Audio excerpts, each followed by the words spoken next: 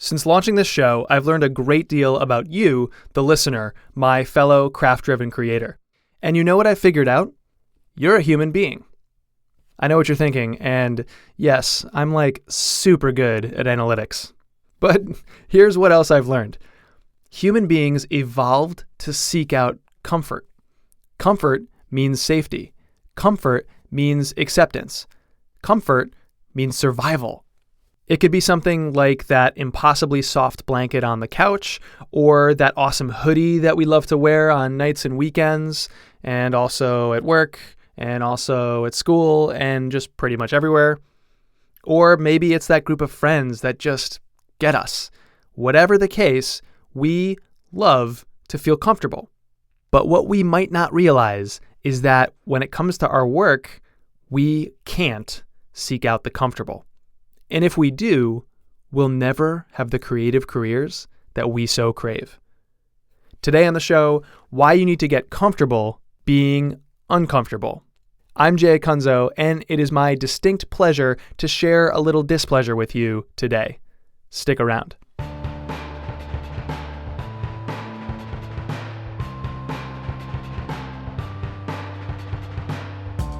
This episode is supported by Right Side Shirts. Here's an uncomfortable thought for you. Many schools are actively removing the very same classes that help kids lead happy, creative lives. Among the first programs to get cut everywhere are the arts, whether that's arts and crafts or related fields like writing and music. Right Side believes enough's enough, and they're doing something about it. They sell t-shirts and other apparel that display student artwork, and proceeds from the sales help fund student art programs. So, if you're feeling a bit squeamish to hear that creativity isn't all that high on a typical school district's list, then be sure to explore rightsideshirts.org.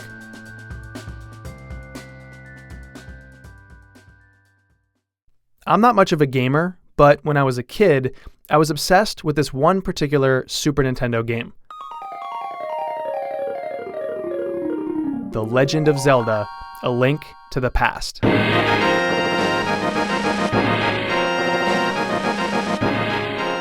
Part of the fun playing this game was exploring a complex, sprawling world full of all kinds of different terrains and areas. But here was the catch. Unless you'd already visited a certain area, it wouldn't appear on the map. It would just be this big unknown black spot. Once you went there, it would appear, but until then, you were stuck with an incomplete picture of the world.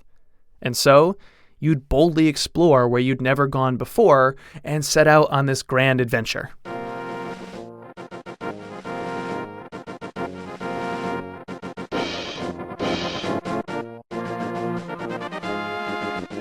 In doing so, not only did you get more context on the various levels of the game, you'd experience all sorts of different things which would come in handy later, and it would all roll together to make you better and more prepared no matter what comes next. So, did Nintendo know that I wanted to create stuff for a living? Because those maps are the perfect analogy for what we all face as craft-driven creators in our work. To produce better and better projects and to continually rely on our intuition to guide our actions, we need to constantly experience new and even uncomfortable things. In other words, we have to explore more of the map, and to do that, we have to get outside our comfort zones. Getting outside our comfort zone to broaden our perspective, our maps, is part of what it means to follow your intuition. It's part of caring about your craft. It's part of being truly, genuinely creative. Oh yeah, and one more thing. It's unthinkable.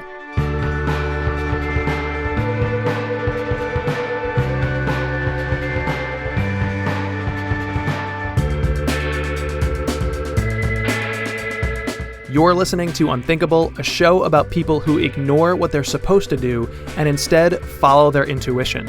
As always, I'm your host, Jay Kunzo. But unlike always, I'm less than comfortable talking to you today.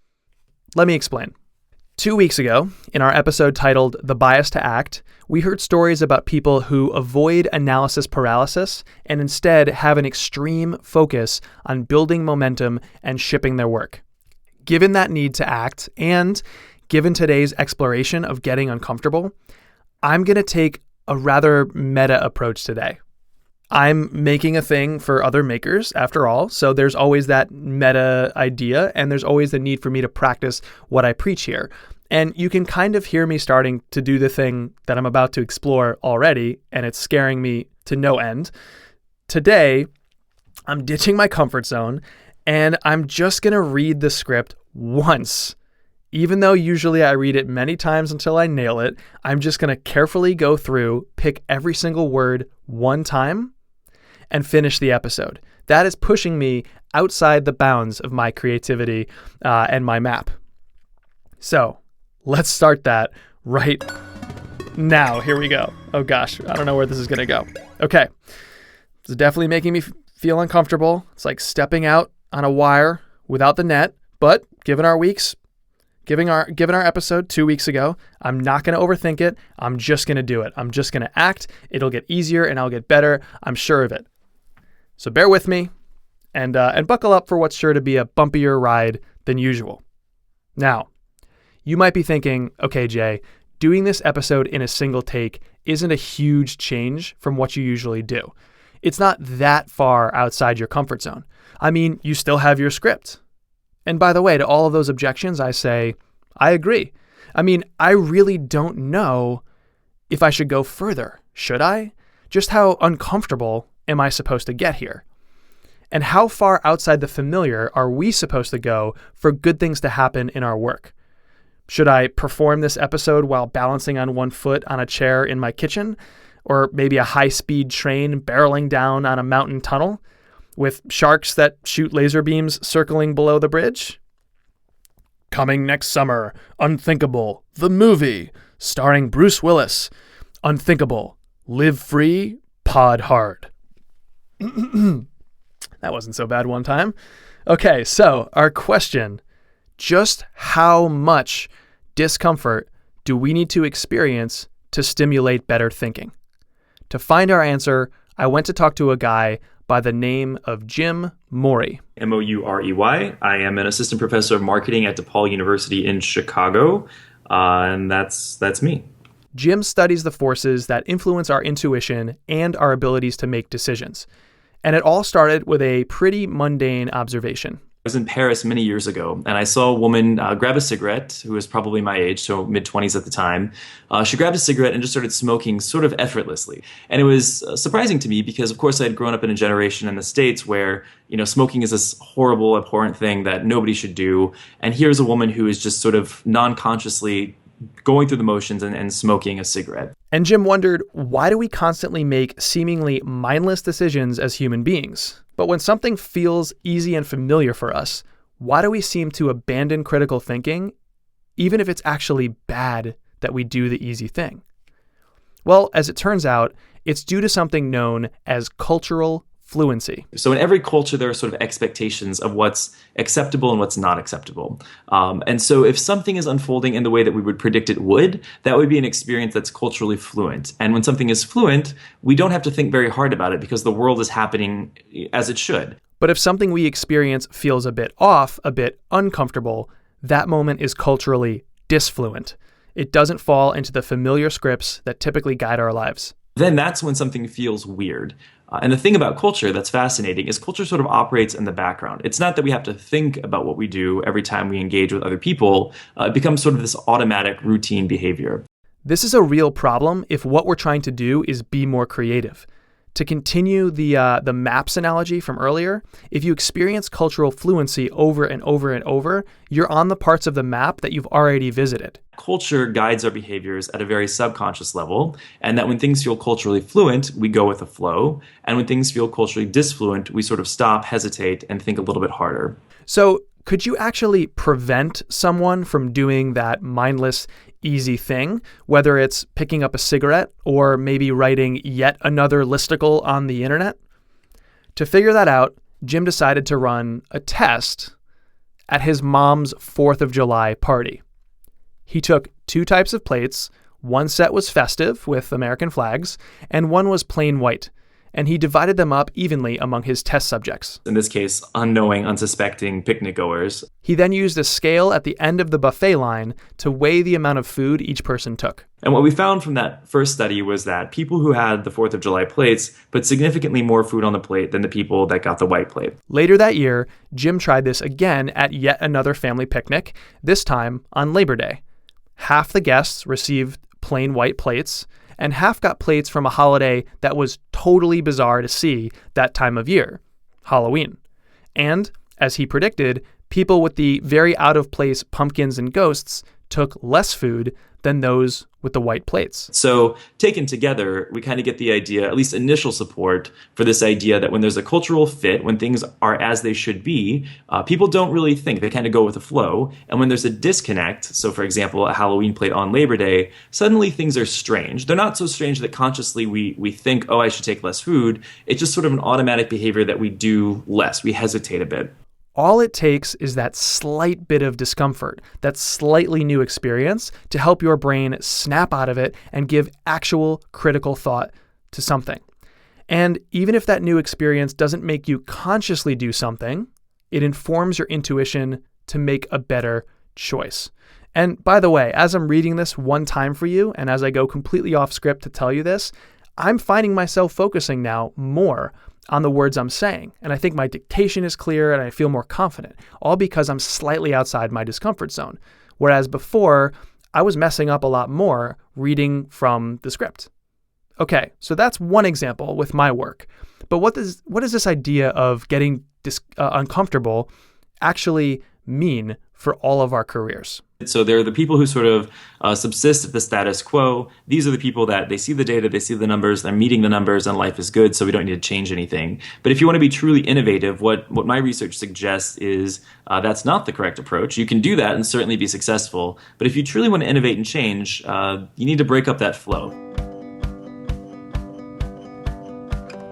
And again, that could be whether something as crazy as redesigning the workspace so that it creates a sort of experience of disfluency. It could be something as simple as traveling.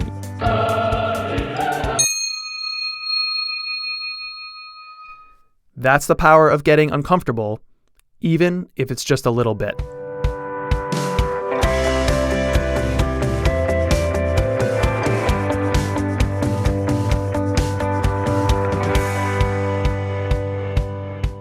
Okay, so here's what I'm stuck on. I get the reason why you want to make yourself uncomfortable, but what about our actual work? After all, it's a lot harder when it's our own ideas that are making us uncomfortable. What do you have to do to get comfortable with ideas and projects that make you uncomfortable? Well, as we're about to learn together, whenever you get the chance, you have to follow the fear. Whether you're in business or on a stage doing comedy. When you're improvising a scene, you'll be on stage with your partner, and your partner's going to give you an initiation. Your partner will say something like, please go, get the rocket started. So now based on that, you have a couple of, like 5-10 ideas will pop into your head immediately on who you are. So one of those ideas is going to scare the heck out of you. That's the idea you have an obligation to follow. You got to chase down that hall that scares you the most. This is Tim Washer. He's a video producer and a creative director at Cisco. And he's also a part-time comedian and a trained improv comic who has studied with or written for people like Tom Purcell, who's the lead writer and executive producer of both of Stephen Colbert's shows, and Amy Poehler back before she landed on Saturday Night Live. And through Tim's work in comedy, he picked up this phrase, follow the fear. Well, that's something I learned from class with Amy. And it's a quote, the father of long-form improv, a guy named Del Close, who taught all these folks. That was one of his key principles on what to live by. He said the reason it scares you is because it's new. It's a new frontier. It's an area you have not yet explored before. And because it's new, that's going to yield the most, the richest material. So that's the idea behind it, is there's a reason it scares you. But the reason it scares you is exactly the reason you have an obligation to chase it. But that's not how these things tend to play out in the business world, right? Tim knows this all too well. When I was at IBM, I was in communications. I was sitting down with the vice president and talking about what the objectives were for the coming year, just to think about what the communications objectives would be to support that. And he listed these things. He said, well, with the sales team particularly, we've gotten some negative feedback. And he listed 3 of them. And I said, you know what? This sounds like a comedy film to me. And everybody said no. We wouldn't, what are you doing? We're at IBM. Laughter's not part of our DNA here. And I kind of kept my head down because I didn't want to get fired, right after getting the job. But then I just kind of pushed it again and said, what do you think? Let's try it. And I wrote the script, I think. And then people said, like 7 executives had said no to the idea. Sounds way too familiar, right? Great idea from a creative person, seems a little different and new, and then it gets shut down. Why does that always seem to happen? Well, it's just, unfortunately, it's fear. It's the concern that we're going to offend somebody. That happens a lot, but that comes up in really small, dangerous ways. In corporate marketing, most things are done through a committee. And once you take an idea like that, for it to work, there needs to be something very different about it and very absurd, I think. That's what makes these things work. Now, committees are very much about let's get together and let's have consensus about something we all feel comfortable with. So creative ideas, comedy or otherwise, don't tend to survive those types of meetings. John Cleese says this from Monty Python. He's done a lot of consulting in this area in the business world. But he says, once somebody brings up some kind of fear or worry or concern or risk, it shuts down all the creativity in the meeting. And that's exactly what happened to Tim back in his IBM days as a speechwriter. So here was the idea that he had originally proposed to his bosses and to the committee. They would cast the actual head of sales for the IBM mainframe computer division, a guy named Bob Hoey. And he'd play a role similar to Michael Scott from the TV show The Office, where he'd be trying to sell this $2 million product in all kinds of bumbling, terrible, short-sighted ways. I think some people were concerned, why are we making ourselves look stupid? I mean, I got that note from a lot of people. But since Tim wrote the script anyway, he found one executive to agree to it, and the rest slowly came on board. He'd found his ally, his champion, to then rally the rest. And so they made the film, and they showed it at the next internal sales meeting. And then it was just for an internal sales meeting, and we did it, but it blew up. People went nuts over it. And this was like the Asia Pacific and Americas meeting. And so they said, look, why don't you fly to Barcelona and go show the movie there to, EMEA. And we did that too, and it got even bigger laughs. It was pretty funny. But after that, then they started make comedy videos. That would be his job, they said. After that, every project that I came up with and started working on, I truly believed this would be the one that would get me fired. And I say that without exaggeration. I was certain this would be the one that would get me fired. And those were the ones that always did the best. They'd either win an industry award or it would be like one of the top most viewed videos on IBM's YouTube channel. I mean, it was nuts. The other thing was this was new to us and we didn't expect this, but like the press and the analysts were totally surprised at IBM taking this humorous, self-deprecating point of view. And that's why we got a ton of coverage. And here's something ridiculous. Oh, and Comedy Central. We entered in this Comedy Central contest and we won we were selected as one of the staff favorites. Tim, like many of us, constantly pushes for these ideas. The thing that some people don't understand about comedy is that when you take pretense out of a situation, and in sales, it's all about pretense. You're all about trying to get in there and tell you why. Here, let me tell you why I'm the best. My company's the best and my product's the best. But once you take the pretense out of a situation, people start to listen, and you start to build trust, and you start to build rapport. That IBM video was Tim's initial case study, his first bit of proof that he was right. Since then, he's launched countless projects that all show others who might be too afraid that fear is actually the path to actively follow. As for those of us who desperately want to do the same, the key, Tim says, is to, guard your taste and protect that, really make the case and say, okay. And of course, you have to be very diplomatic and cordial when you do this in the corporate world, when you're trying to get approval. But at the same time, you have to Say, look, we've done these before. They've worked. And I tell you what, if you want to cut this line out, here's what's going to be the problem with that. Here's why the joke falls down, because you're removing the tension from the setup. And in approaching it like that, you're expanding your idea and explaining it in a craft-driven way, in a logical, practical way. You should actively find the fear and follow it.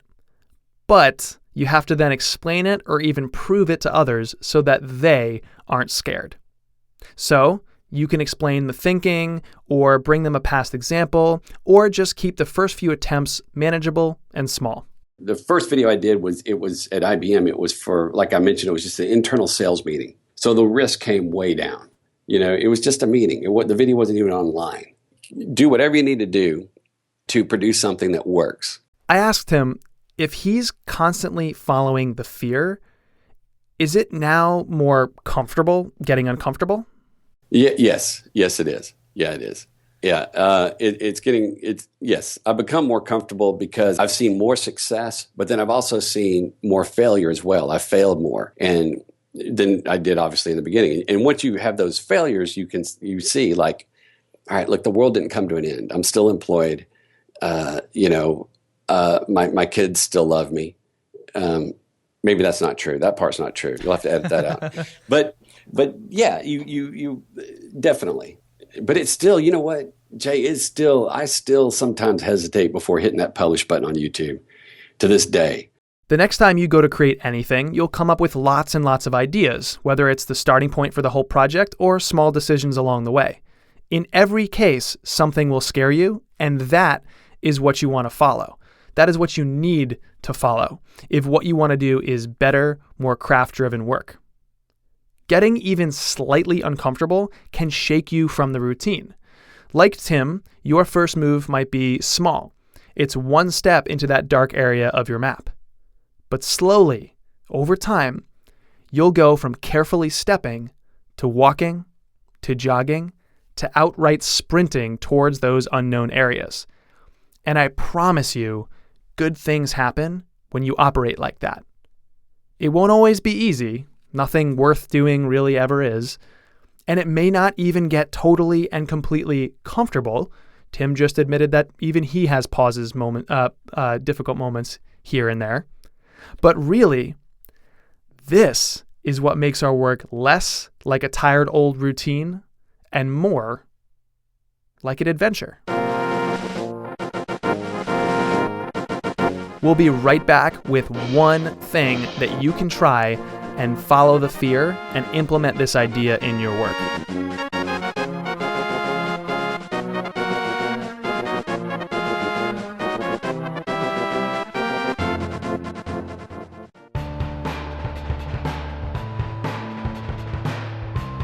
Unthinkable is supported by Right Side Shirts, helping kids more easily do what only becomes scarier when we get older: make great art and put themselves out there in the process. When I talked to Right Side founder Jeff White, he told me that his own path was about following the fear. He loved art, but initially he strayed away from it and studied economics and finance, and he went to work for a big financial institution very briefly. But then he said it felt soul-sucking, and so he quit to build Right Side. So to learn more about it, visit rightsideshirts.org. And if you get 2 minutes and can give us a rating and review on iTunes or wherever you listen, I read every single one of them, and I'd love to know what you think about the way I did this show. Unthinkable is me, Jay Akunzo, as well as Andrew and Elizabeth Davis, Josh Cole, Caroline Nuttall, Andrew Sweeney, Chris Higgins, and Ryan Brescia. Music is by Tyler Litwin, the King in the North. The King in the North. The King... Okay, you get it. If you enjoyed today's show, subscribe to the newsletter at unthinkable.fm or click the link in your show notes. Unthinkable is basically one giant search for answers. Each email I send is an attempt to answer one hypothesis. I also share show links and bonus content available nowhere else. In 2 weeks, I'm sharing a clip of Tim from this episode describing his funniest project ever. It involves a boring server and some steamy hot love. So it's hilarious. Anyways, sign up at unthinkable.fm. Okay, our challenge this week.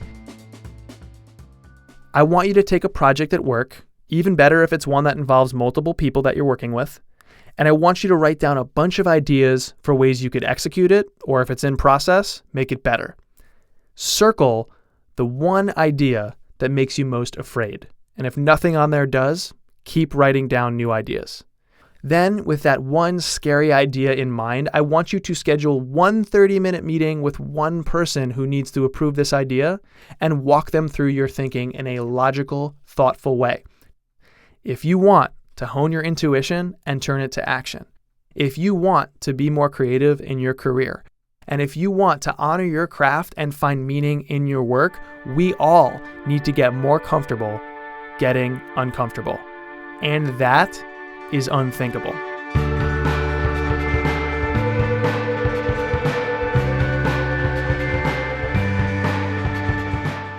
Cool. Also, wow, haven't ever done an episode like that. I'm like shaking here. That was really exciting. I love getting outside my comfort zone. I also want to start something new in this episode and give a shout out to people who are listening to the show and start doing the unthinkable. So here's the first shout out, Jason Hobbs from Georgia. Congrats on the new video side project that you showed me. Great stuff. Keep going, keep taking that leap, and keep doing the unthinkable. And if you're trying to do that too and you're listening, email me your project, jay@unthinkable.fm, and I'll give you a shout out, and I'll try to get to as many people as I can week to week. Talk to you soon. Whew. That was crazy.